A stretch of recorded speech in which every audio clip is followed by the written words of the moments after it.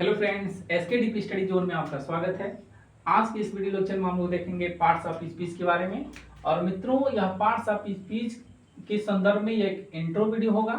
ऐसा इसलिए होगा क्योंकि हमने अपने चैनल पर एक प्लेलिस्ट बना रखा है, जिस प्लेलिस्ट का नाम है टेंस से पहले का बेसिक।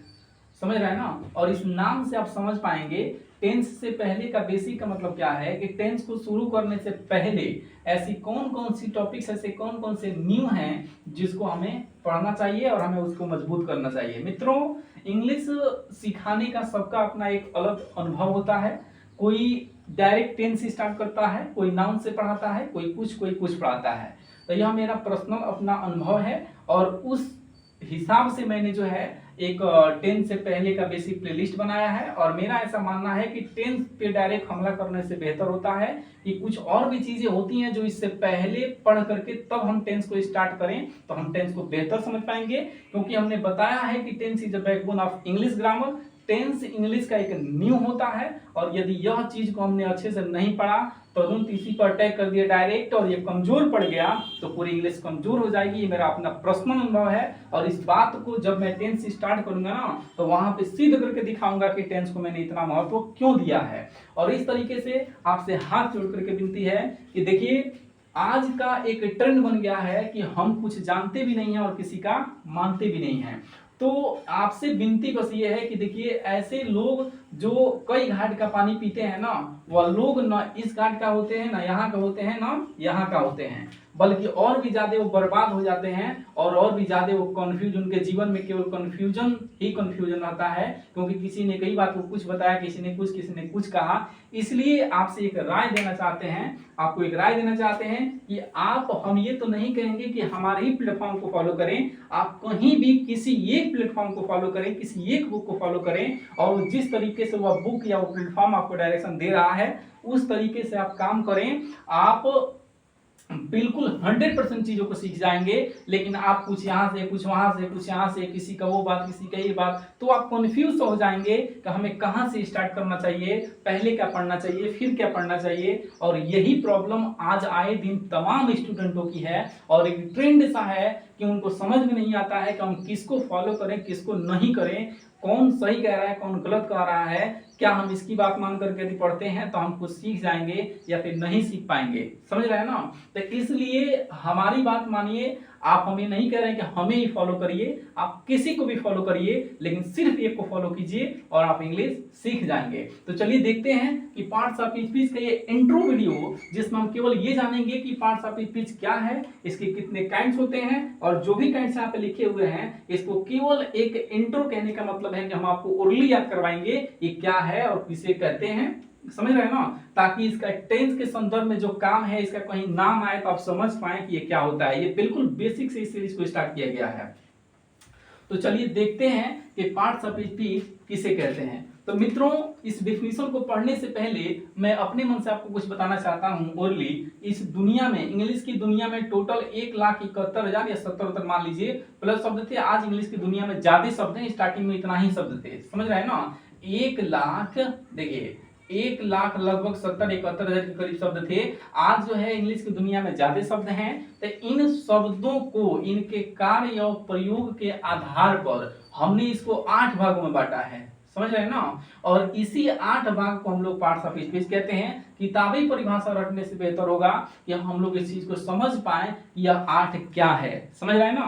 तो इंग्लिश में जितने भी शब्द हैं, चाहे वो लाखों शब्द क्यों ना हो, उनके कार्य और प्रयोग के आधार पे केवल 8 भागों में बांटा गया है और इसी 8 भाग को हम लोग पार्ट्स ऑफ स्पीच कहते हैं। देखिए यहाँ पे लिखा हुआ है कि the grammatical division of words is called parts of speech. इसका मतलब ये हुआ, यहाँ पे लिख रहा है कि शब्दों का, यहाँ पे लिख रहा है ग्रामेटिकल डिवीजन, एक व्याकरणीय विभाजन is called parts of speech, मतलब पार्ट्स ऑफ स्पीच कहलाता है। यानी कि सही से बता दें हम तो शब्दों का एक व्याकरणीय विभाजन को पार्ट्स ऑफ स्पीच कहते हैं। और यहाँ पे देखिए लिखा हुआ है kinds of parts of speech, मतलब ये जो पार्ट्स ऑफ स्पीच होता है इसके कितने काइंड्स होते हैं, तो मैंने क्या बताया कि रटना नहीं, ओरली याद करिए।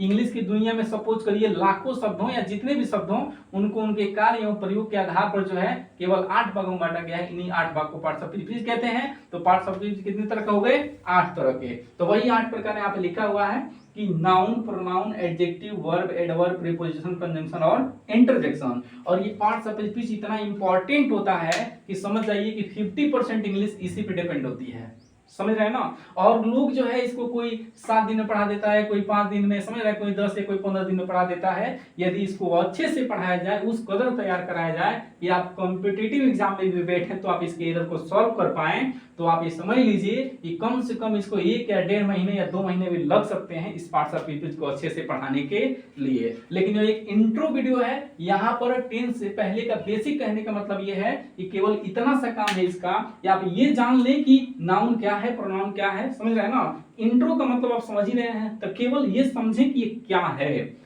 समझ रहे हैं। बाकी डिटेल तो इतना डिटेल है इसका कि इसको 2 महीना हम पढ़ाएं फिर भी कम पड़ जाएगा।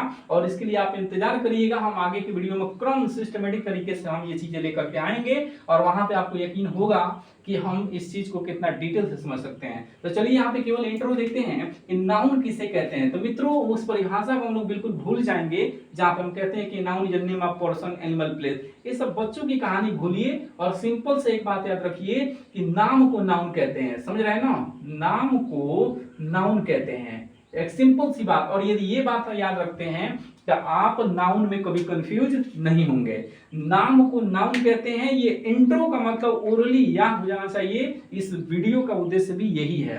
यहाँ पे कह रहा है कि नाम को नाउन कहते हैं, बस इतना से याद रखिए। वह नाम किसी व्यक्ति का हो, किसी जानवर का हो, किसी वस्तु का हो, किसी बीमारी का हो, किसी जगह का हो, समझ रहे हैं ना। नाम कुछ भी हो वह क्या होगा, नाउन होगा। क्योंकि देखिए फ्रेंड्स, यहाँ पे एक इंटरेस्टिंग बात आपको बताएं कि यदि आप ये रट्टा मारते हैं कि किसी व्यक्ति यानी कि किसी पर्सन, ऐसे बोलते हैं, किसी जानवर यानी किसी एनिमल, किसी प्लेस यानी कोई जगह, और कोई थिंग्स यानी कि कोई वस्तु के नाम को नाउन कहते हैं। ये जो बचपन से हम लोग रट्टा मार के बैठे हैं ना, ये गलत हो जाएगा। हम आपसे पूछते हैं कि चलिए बताइए, मलेरिया एक वर्ड है, समझ रहे हैं ना, मलेरिया एक वर्ड है, ये कौन सा, सॉरी, ये नाउन है कि नहीं है। तो आप इसमें से चेक करने लगेंगे, सर मलेरिया किसी पर्सन का नाम है, नहीं है। एनिमल का नाम है, नहीं है। प्लेस का नाम है, नहीं है। क्या किसी वस्तु का नाम मलेरिया है, तो नहीं है। तो क्या जब ये नहीं है इनमें चारों में से, तो क्या ये नाउन नहीं है? बिल्कुल है, समझ रहे हैं ना। इसीलिए मैं कह रहा हूं कि ये जो परिभाषा आपने रट्टा मार लिया है ना, ये परिभाषा को फाड़ के फेंकिए। ये हम ये नहीं कह रहे ये गलत है, लेकिन ये बच्चों जब बोलते हैं वहां पे वो सही लगता है। हम और आप इस परिभाषा को कहें ये सही बात नहीं है। उसी तरीके से एक इंटरेस्टिंग पॉइंट और, जैसे मान लीजिए हम आपसे पूछते हैं कि ऑनेस्टी पार्ट्स ऑफ स्पीच में क्या है, ये नाउन है कि नहीं है, तो आप कंफ्यूज हो जाएंगे कि ये नाउन है कि नहीं है। ऑनेस्टी का मतलब होता है ईमानदारी। मैं आपसे पूछना चाहता हूं कि ईमानदारी क्या किसी जानवर का नाम है, क्या किसी व्यक्ति का नाम है, क्या किसी प्लेस का नाम है, या क्या किसी वस्तु का नाम है? इसमें से किसी का भी नाम नहीं है, तो आपका परिभाषा वहीं पे गलत हो जाएगा कि इसका मतलब क्या है कि यह नाउन नहीं है। लेकिन ये बिल्कुल 100% नाउन है। दुनिया का कोई ऐसा टीचर नहीं है जो ये कह दे ये नाउन नहीं है, समझ रहे हैं ना।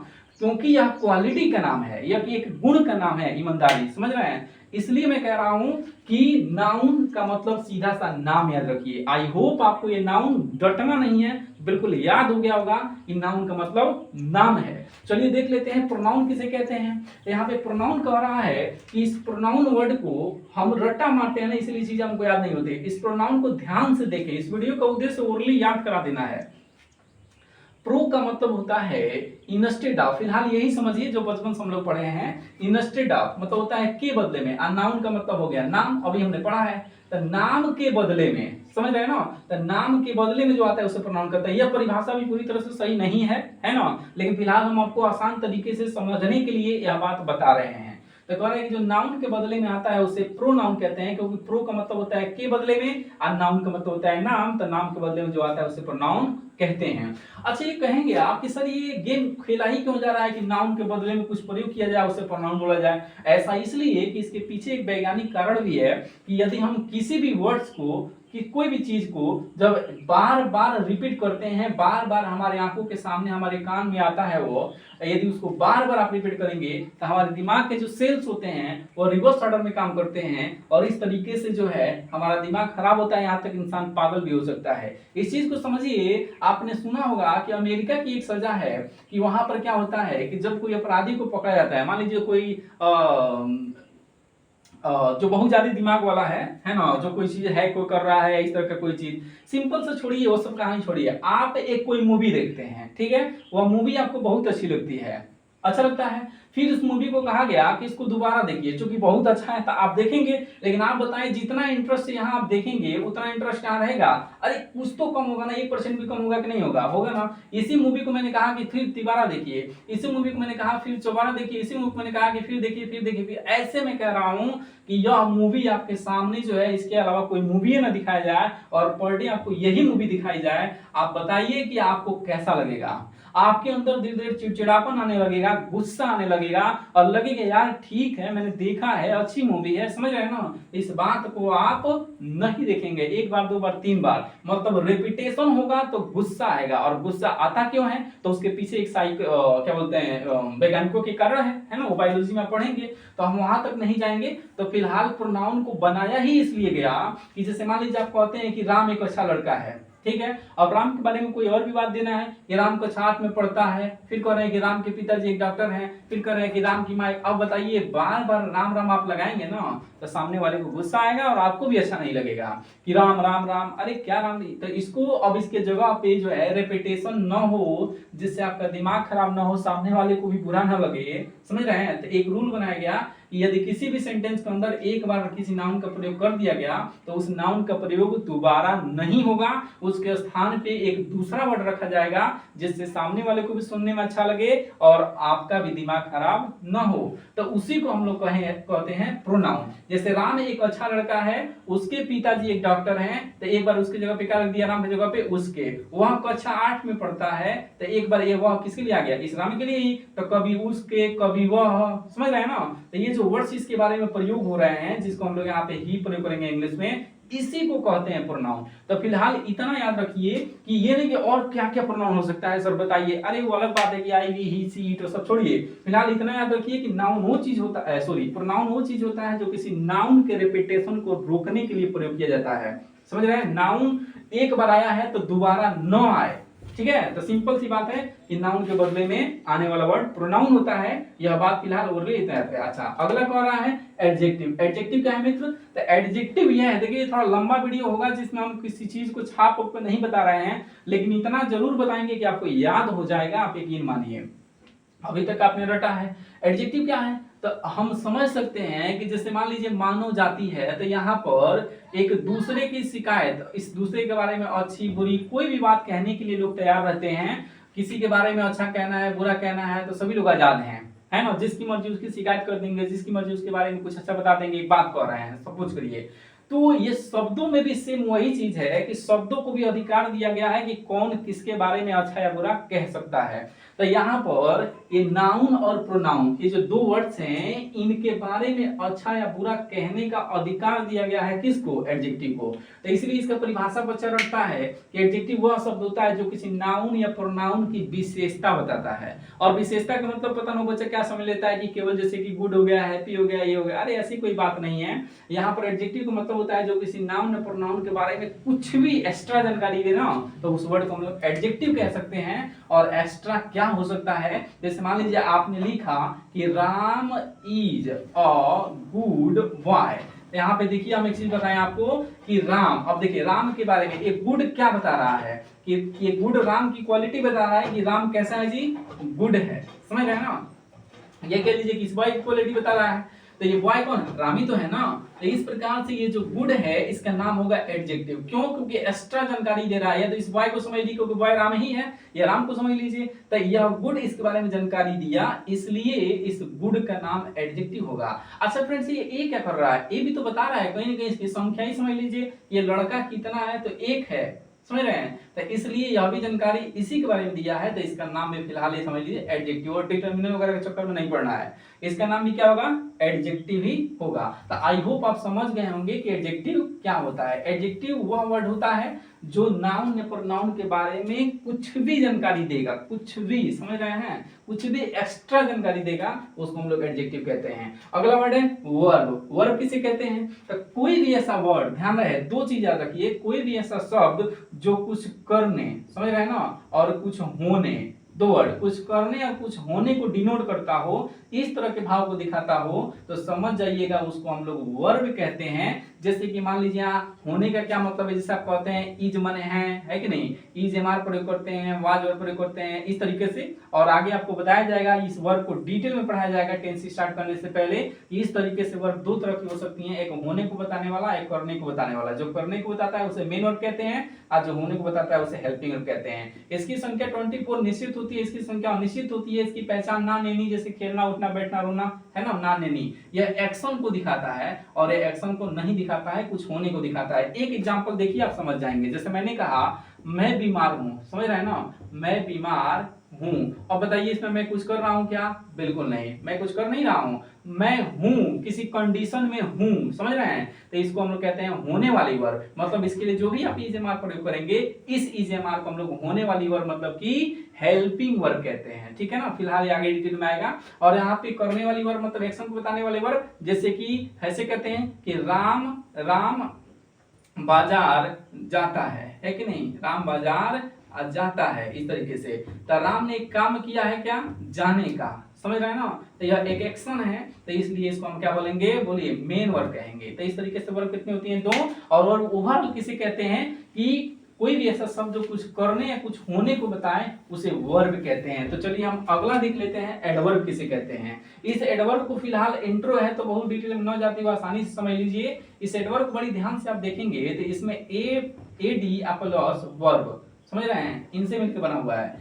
यहाँ ए और डी को हम लोग एडवांस, इसका फुल फॉर्म समझ लें कि एडी का मतलब है एडवांस या एडिशनल, समझ रहे हैं ना, एडवांस या एडिशनल, इसको समझ लिया जाए। और वर्ब को हम लोग अभी समझ ही चुके हैं कि जो कुछ करने या होने को बताया उसे वर्ब कहते हैं। अर्थात जो है कि टोटल अब एडवर्ब क्या है, तो कह रहा है कोई भी ऐसा शब्द जो वर्ब के बारे में, ध्यान देना ना, वर्ब के बारे में कुछ एडिशनल या क्या एडवांस जानकारी देता हो, उसे हम लोग क्या बोलते हैं, एडवर्ब बोलते हैं। एडवर्ब क्या है जी, जो वर्ब के बारे में कुछ एडिशनल या एडवांस जानकारी दे उसे हम लोग एडवर्ब कहते हैं। अब कैसे, तो इस बात को ऐसे समझिए कि जैसे मैंने कहा कि राम लिखता है, समझ रहे हैं, राम लिखता है, तो यहाँ पर एक लिखना क्या है, एक वर्ब है, इसके बारे में कुछ एक्स्ट्रा जानकारी नहीं है। अब जैसे मान लीजिए इसको मैं ऐसे कहता हूं कि राम साफ साफ, ध्यान दीजिएगा, राम साफ साफ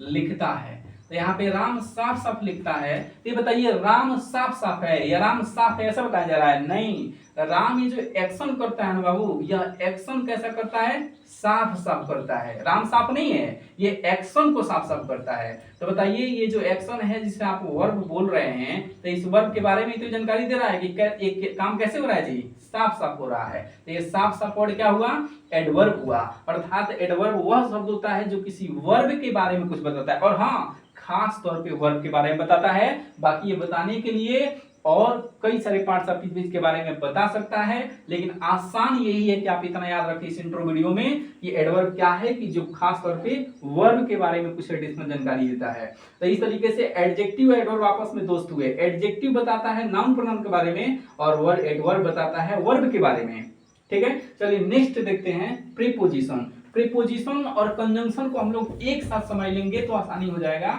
देखिए प्रीपोजिशन क्या है, यहाँ पे कह रहा है प्रीपोजिशन और एक इसी का दोस्त है मिलता जुलता कंजंक्शन। ये देखिए ये प्रीपोजिशन क्या करता है बाबू, ये संबंध बताने का काम करता है, और कंजंक्शन क्या करता है, यह जोड़ने का काम करता है। संबंध का मतलब होता है रिलेशन, समझ रहे हैं, यानी कि रिश्ता, ये रिश्ता बताएगा, और ये रिश्ता उसका नहीं बताता है, बस जोड़ने का काम करता है। इसको आसानी भाषा में यही समझें, जैसे हम कहते हैं राम की माँ, समझ रहे हैं। ये देखिए ये संबंध है, एक रिश्ता है, रिलेशन है। कैसे कि ये माँ किसकी भाई, राम की। यदि इस की को हटा दे यहाँ से तो राम माँ अनर्थ हो जाएगा, और जैसे ये की लिखेंगे तो ये एक रिश्ता में कन्वर्ट हो जाएगा। तो इसका मतलब है कि की वर्ड ही क्या है, रिश्ता में कन्वर्ट कर रहे हैं ना इनको। तो इसका अंग्रेजी आप ऑफ लगाएं, पुशअप पे जो भी लगाएं, मतलब फिलहाल मान चलिए यदि ऑफ लगाते हैं तो ये ऑफ ही क्या है, प्रीपोजिशन है, क्योंकि ये संबंध बताने का काम कर रहा है। समझ रहे हैं ना। तो इस बात को आपको समझना है, एक दूसरे को रिलेट करता है। और ये कंजंक्शन क्या है, कंजंक्शन जोड़ने का काम करता है। ये आपका संबंध मन से कोई मतलब नहीं है, रिश्ता से कोई बात नहीं है, बस जोड़ देगा, रैंडमली भी जोड़ सकता है। जैसे मैंने कहा कि राम और श्याम, समझ रहे हैं, राम और श्याम, आगे कह रहे हैं बाजार जा रहे हैं।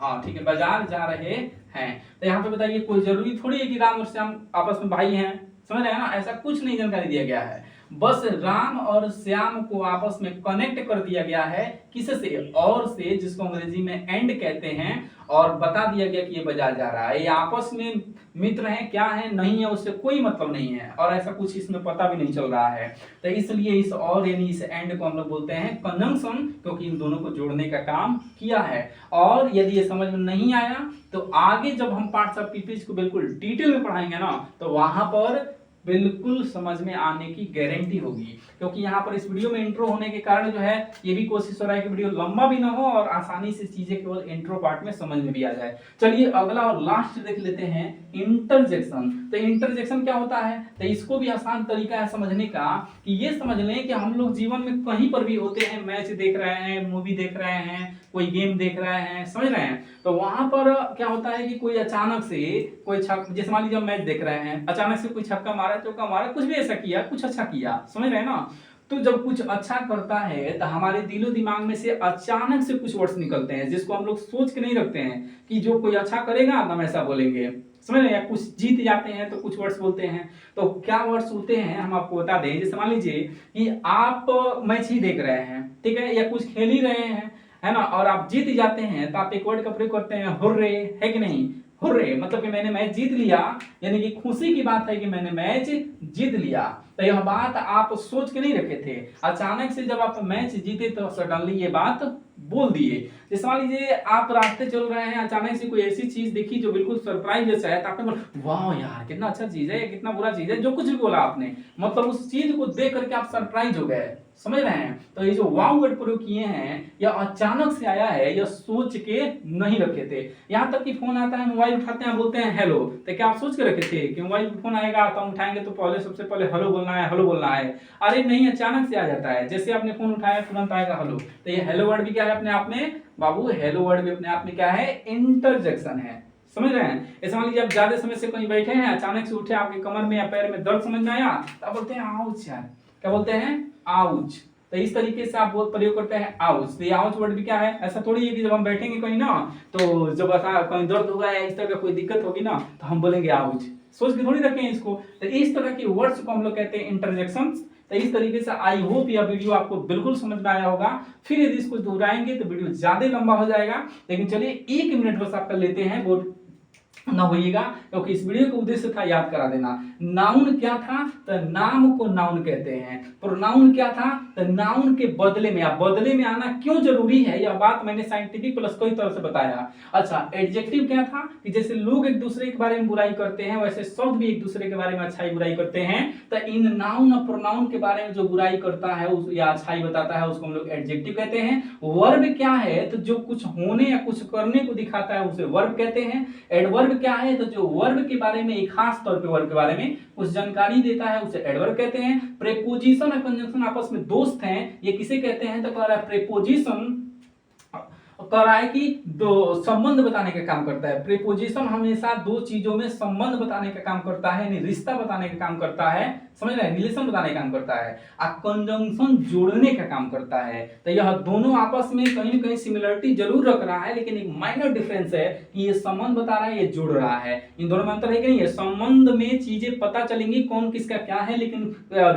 ये जोड़ने यानी रिलेट करने में पता नहीं चलेगा। जैसे हमने कहा राम और श्याम, तो इसके कंडीशन राम और श्याम आगे बोलते हैं कि बाजार जा रहा है, क्रिकेट खेल रहा है, इसका मतलब ये नहीं कि भाई है, समझ रहे हैं। तो ये जोड़ना और संबंध बताना दोनों अलग अलग बात है। और इंटरजेक्शन वही शब्द होते हैं जो हमारे दिल दिमाग में अचानक से आते हैं, जैसे हुर्रे, ब्रेवो, वेल डन, वाव, आउच, ओ, आ, समझ रहे हैं ना, इस तरीके से। तो आई होप यह वीडियो आपको अच्छा लगा होगा। चलिए मिलते हैं नेक्स्ट वीडियो में। Thank you for watching this video.